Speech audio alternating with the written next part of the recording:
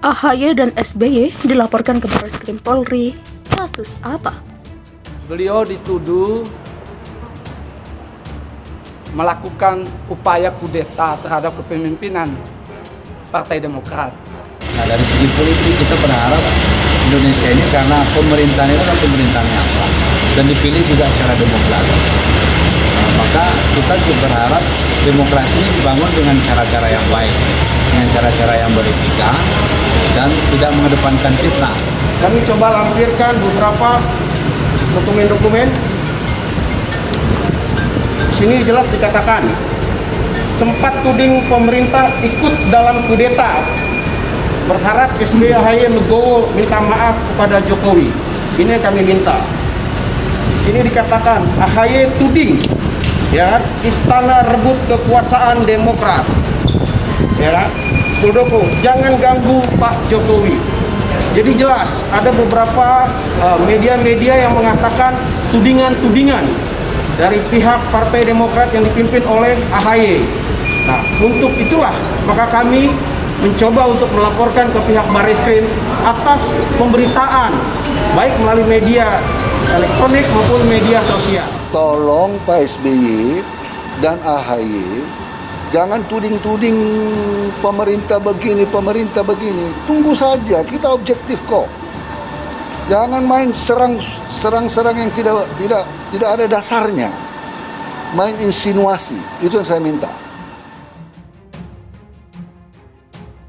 Ketua Umum Partai Demokrat Agus Harimurti Yudhoyono dan Ketua Majelis Tinggi Partai Demokrat Susilo Bambang Yudhoyono dilaporkan ke Barreskrim Polri. Keduanya dilaporkan ke Barreskrim atas tuduhan menyebarkan fitnah kepada pemerintahan Jokowi yang dianggap telah melakukan intervensi kepada Partai Demokrat. Sekjen Garda Demokrasi 98 Aswar Furkudiama meyakini pelaporan terhadap SBY dan AHY ke Barreskrim Polri bisa memberikan pendidikan politik kepada masyarakat agar tidak mengedepankan tudingan, fitnah, informasi palsu atau hoax, serta ujaran kebencian saat terjun ke dunia politik. Kita tidak mentolerir sebuah tindakan semacam itu, karena tindakan itu merupakan tindakan yang bisa mencederai demokrasi yang sudah dibangun dengan baik ini. Dia menjelaskan bahwa pihaknya sudah membawa sejumlah barang bukti yang dapat menguatkan laporannya terhadap SBY dan AHY ke Barreskrim Polri. Kami sudah membawa barang bukti lengkapnya, demikian ujarnya. Sebelumnya, Ketua Umum Partai Demokrat Agus Harimurti Yudhoyono atau AHY mengatakan tidak pernah menuding pemerintah terkait dengan pengambil alihan kekuasaan di Partai Demokrat oleh Kepala Staf Presiden atau KSP Muldoko. AHY mengatakan munculnya gejolak di Partai Demokrat yang dinilai oleh Menkumham bernada menuding tersebut merupakan hal yang wajar.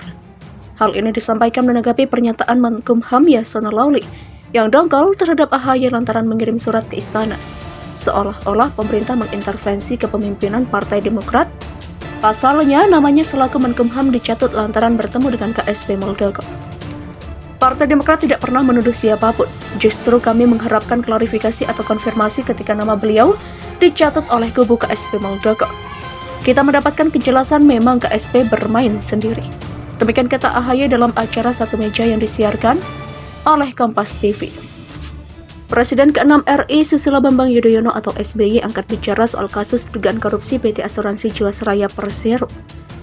Ia merasa heran mengapa semua pihak menyalahkan pemerintahannya atas kasus tersebut.